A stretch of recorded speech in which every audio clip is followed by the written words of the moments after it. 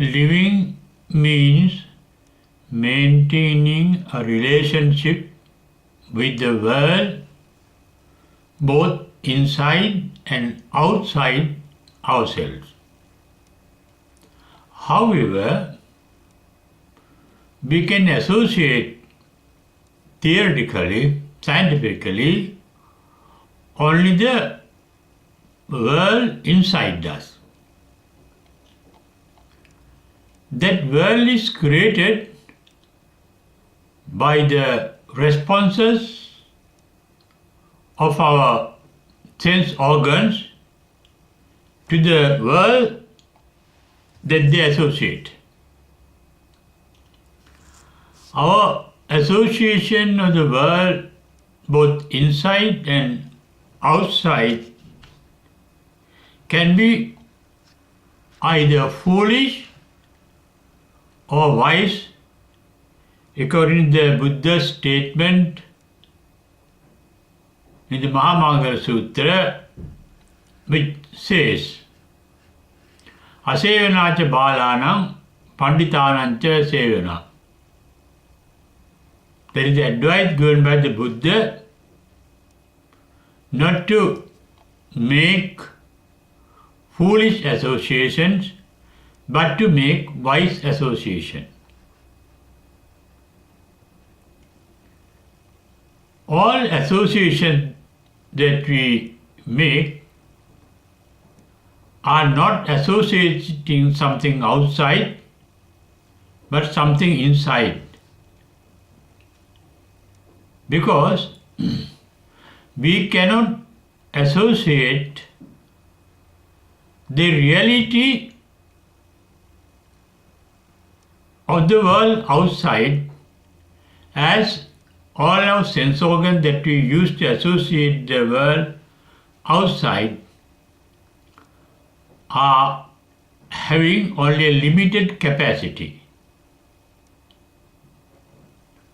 Our eyes can have a limited sight, our ears can have a limited hearing, our tongue can have a limited taste, our nose can have a limited smell, our skin have a limited touch.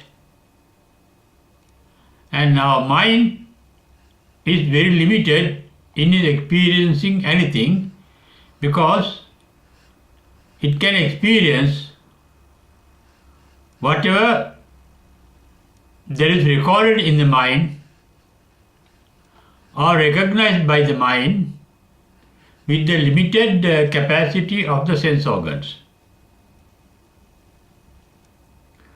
And all such associations can be either foolish or wise. If any association can give us pain, we can't say that association is a wise association because it is a foolish association to undergo pain by associating things. Associating things means what we conceive. We are associating only our ideas, the mental images, not the real thing. You may have mental image of yourself and we are associating that mental image. You can have mental image of anybody else and you are not associating with somebody else, but the mental images that you yourself have created. In that respect, our association in the foolish manner can lead to the creation of a hell within us. And our association of things in a wise manner can lead to the creation of a heaven in us.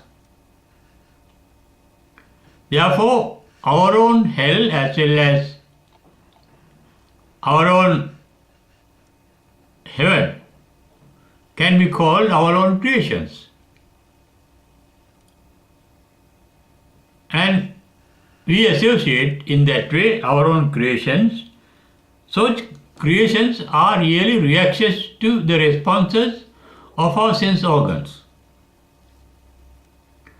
Sense organs become aware of things and beings, and our mind form mental images of those associations and either become pleased or displeased with those images. Those images can bring either pain or pleasure by your liking or disliking. Whatever image that gives pain, you dislike. Whatever image that gives you pleasure, you like. Images, unless our liking or disliking, are only temporary events.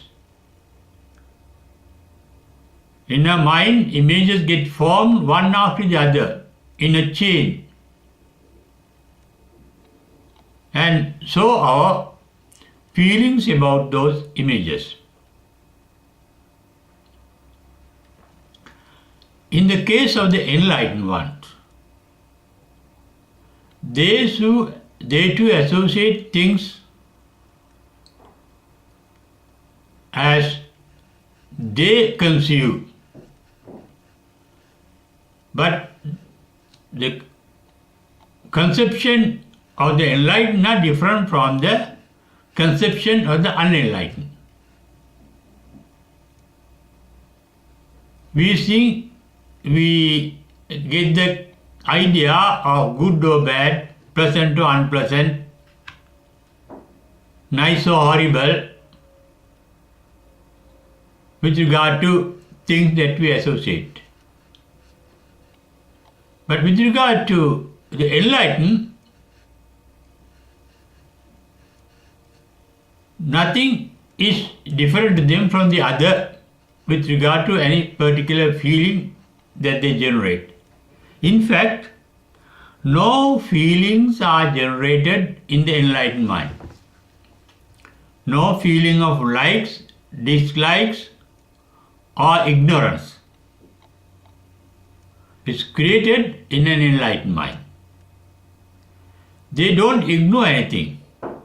Their mind is fully awakened and fully alert. That is why the enlightened are described as Jagarayana Yoga. They don't sleep. They are always awake. They are always alert. That means they pay attention to their sensations. Full attention means love, altruistic love, without any resentment or attachment. Attachment means raga in Pali, resentment is called dosa in Pali, inattentiveness is called moha in Pali. Enlightenment means the freedom from attachment, resentment and ignorance. That is why the enlightened are called Vitaragi, Vitadosi, Vitamohi. Vitaragi means free from attachment. Vitadosi means free from resentment. Vitamohi means free from inattentiveness. Their mind are fully active and alert. It's not the thinking that is active and alert. Our mind is active means full of thinking. The enlightened, they do not think. Only they become aware. That is why in the first realm of joy, Buddha uttered Visankara Gatan Chitta, meaning there was a cessation of the thinking process at the enlightenment. They don't think because they don't have likes, dislikes or inattentiveness or ignorance. We think of things that we like, that we dislike and that we are ignorant, that we are not fully aware of, that we cannot fully understand. Enlightened means one who can see things as they really are. That is called Yatha Bhuta Jnana Darsana in Pali. Not only they can see things as they are, they can accept and be content with things as they are. They don't want to change things to their liking. They don't want to possess things that are pleasant and dispossess things that are unpleasant. Nothing is pleasant or unpleasant to them, and they know only the real nature of it. Not only the real nature, they are aware of the intrinsic nature of anything, good or bad, beautiful or ugly, nice or horrible. That is why Buddha uttered in the Alagadupama Sutta, when after enlightenment, when people praise him, gives him very valuable offerings, pay a lot of respect, he got highly delighted by that. Because enlightened mind is saturated with delight. No more additional delight is needed by nice things that they get, nice words they hear, and nice experiences they undergo. Whether somebody blames or praises a Buddha mind is not disturbed by such things. No vacillation, no disturbance, no high delightfulness, no grave depression in the mind. Because they are aware of things as they are. Yatha Bhuta Jnana Darsana. Therefore, wise association is the ability to take things as they really are. But that is in the path of purification towards enlightenment. Yet, in our day-to-day material life, worldly life, we have liked things that are pleasant and disliked things that are unpleasant. We have to get around us things that are pleasant and get rid of things that are unpleasant. That is the practical life. But this is with regard to spiritual life in proceeding towards enlightenment. Enlightenment means a political expression of knowing the truth or reality of things as they are. That is the opposite of endarken. When things are in the dark, we cannot know their real nature. Light means when the light falls on the things that are hidden in the dark, then we know what they are. But here is a particular expression of knowing the real nature of things. Everything worldly is born to decay and die. Everything is dynamic, active, changing. There is no impermanent. All things are impermanent. There is nothing permanent in this world or in the universe. Even the very universe itself is impermanent. That means it is always changing from one state to another state. That impermanency or dynamism is called anicca in Pali, and the transformation of the state of things for every moment is called dukkha in Pali. Therefore, there is the reality of everything and every being in this world. Nothing can retain a permanent identity either to like or to dislike, either to be pleased or to be displeased with. That is their real nature. When Reverend Vakkali was looking at the Buddha's beautiful figure, physical figure, Buddha said, this a heap of excreta. This is rubbish. This is a physical body that is born to decay and die. This is not Buddha. This is on the vehicle that is carrying the Buddha. When the parents of Ma Gandhi, the beauty queen called Ma Gandhi, was brought to Buddha and proposed a marriage, Buddha said, this is a heap of excreta, rubbish. I don't touch it even with my feet. Because that is the reality. We get attached to things without realizing the reality of things, and we hate things or detest things without realizing the reality of it. But this aspect of association is meant for the enlightenment or those who are on the path to enlightenment, not for those who are leading a material life. They are discriminate between things that are good and bad, pleasant and unpleasant, beautiful and ugly, wholesome and unwholesome. And they must have the selective capacity to select what is good and reject what is bad. That is for the practical life. This is for the spiritual life.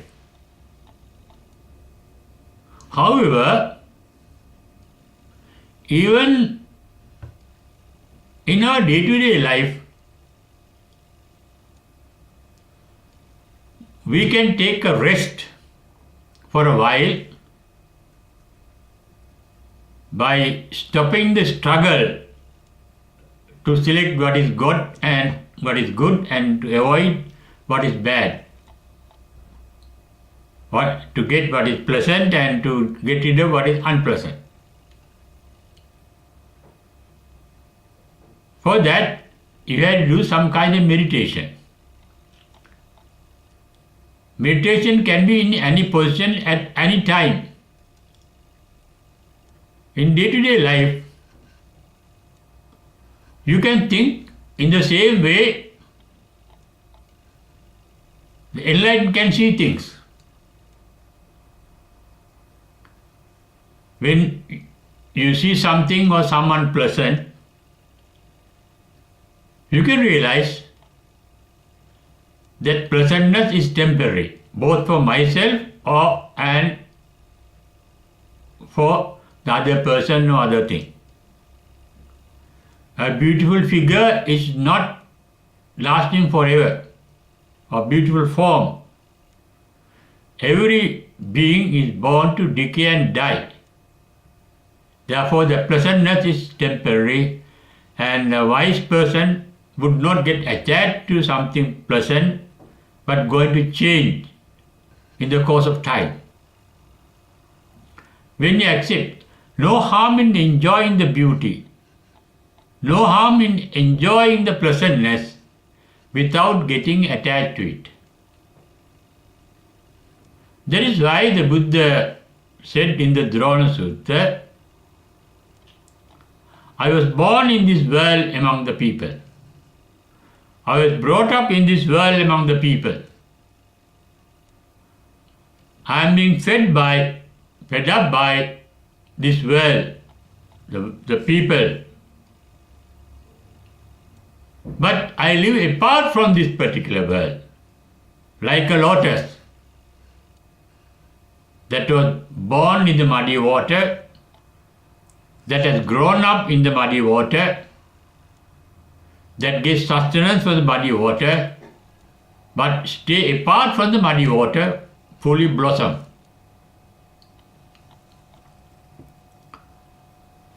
Similarly, an enlightened mind can live in the world without getting attached to it. In the Megajala Sutta, Buddha says, you can live in this world.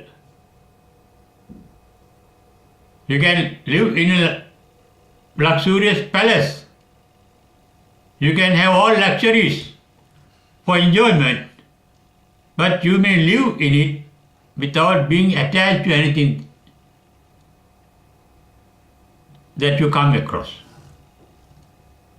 or without resenting anything unpleasant, without getting attached to anything pleasant and without resenting anything unpleasant. One factor we have to accept according to the words of Buddha,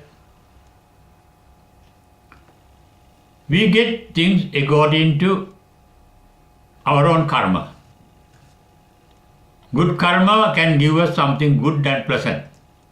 Bad karma of the past, both karma of the past, can give us something unpleasant. Even the Buddha, when he was in Veranja for 3 months, or 3 to 4 months, he did not have good food. He could eat only the food given to horses. He said, that is my karma. For nearly 7 years, he underwent a torturous life in the jungle in his effort to enlightenment. And Buddha said, that was my karma. He had a backache that could never be cured. He said, that is my karma, I had to accept it. He had a headache that could never be cured. He said, that was my karma, I had to accept it. Even his second chief disciple called Reverend Moggallana, when thugs rounded him number of times to kill him, he looked into his past life and found out that he has a karma by killing his all parents, by clubbing them to death. He said, I had to undergo that karma. And he allowed the thugs to batter his bones into dust. That is accepting things as they are. Similarly, karma is not everything. It is one of the 5 principles of the nature. According to the Buddha's and their disciples' reports made in the Tripitaka, especially in the Petavattu and Vimanavattu. Petavattu deals with suffering beings suffering, unseen beings suffering due to their previous karma. And Vimanavattu describes celestial beings enjoying life due to their good karma of the previous lives. And we cannot reject those reports because they were reported by enlightened ones. We had to accept that evidence as cogent evidence that we had to rely on and shape our life to according to what those reports are telling us through inference. Do good karma, then you will reap. As you sow, so you shall reap. That is what even the Bible says. Buddha too says the same thing. Yadisam apate bidan, tadisam harate phalam. As you sow, you shall reap. Doing good karma leads to good result, and bad karma leads to bad result. That is how the Dhammapada starts. Manasache paduttena bhasativa karotiva tatonan dukkha manveti. When you do things with your defiled mind, using your words and deeds, you get the bad result. Suffering. Manasache pasannene bhasativa karotiva tatonam sukhamaniti. Similarly, we do the good things with a good heart, we will get the result. Or doing things by your words and deeds, and also mentally doing things good, you get the good result. That is why Buddha, for the first 20 years of his life, taught or advised his disciples, Sabba Papa Sakaranam, avoid what is evil, unwholesome. Don't create bad karma. Kusala Sampada. Do whatever that is good. Sachitta Pariyadapanam. In the meantime, purify your mind. Purifying your mind from both bad and good karma. Why? Bad karma gives bad results and that lead to resentment. Good karma gives good results and lead to attachment. Purifying mind means purifying it from both attachment and resentment. When the mind is purified, it can see through things directly. Clear mind, not distorted. Moha is mind becoming distorted. Amoha means the ability of the mind, the capacity of the mind to see things as they are. For example, we get agile things, think that they are going to be permanent. No, everything is impermanent. And there is a reality. When we become aware of that particular reality, the mind becomes disattached. The attachment becomes weaker. You can enjoy the pleasant and you can repel the unpleasant, but being aware that they too are temporary. But the enlightened, they accept things as they are. That is why on the path of the enlightenment, most of the Buddha's disciples, both in the past and the present, live in jungles, discarding all comfort of life in the villages or in the towns or in the cities, accepting things as they are, reducing attachment and resentment of the mind, undergoing difficulties with the present mind. Why it is present? Undergoing difficulties without resentment can lead to enlightenment only. Enlightened mind too, after that particular training, can face both the pleasant and unpleasant in the same tone, in the same level. There is only awareness of the pleasant and the unpleasantness, but without any attachment or resentment. That is the nature of an enlightened mind. That means we can associate things in a wise way. Wise way means that is the first advice given in the Mangala Sutta. Asevanaja balanam panditanancha sevana. Give up foolish associations and be engaged in wise association. Our relationship with other people we can maintain wisely.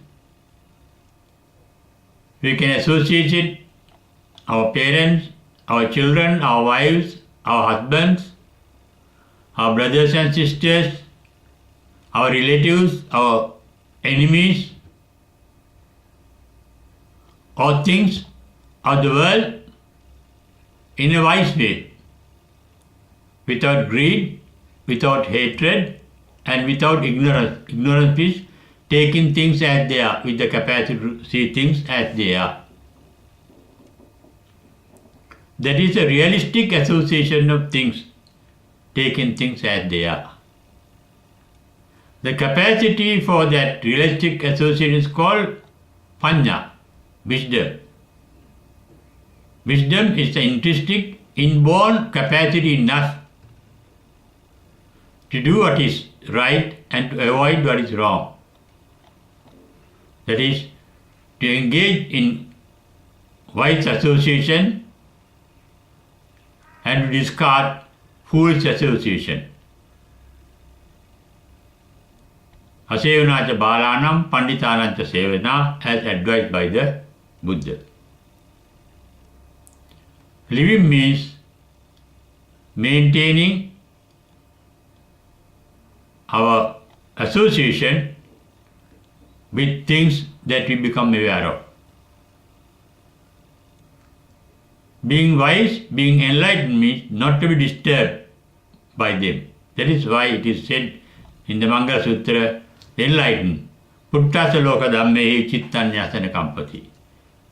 The enlightened mind is not disturbed by any association of anything. Gradually, we can come to that level through constant practice of accepting things as they are in our day-to-day living.